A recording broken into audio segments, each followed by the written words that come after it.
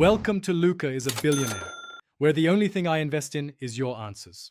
You begin by confirming your Windows 11 build and freeing enough space.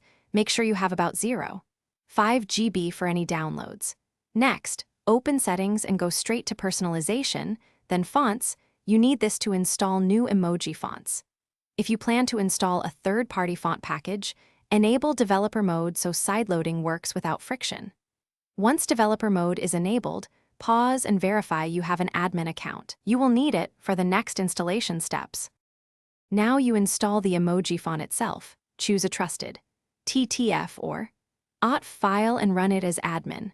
Right-click the font and select Install for all users, or run an elevated PowerShell command to copy it into C/Windows/fonts so the system recognizes it universally.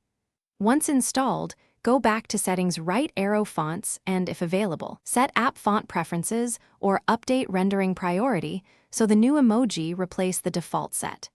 Make sure to restart any apps where you expect the change to appear.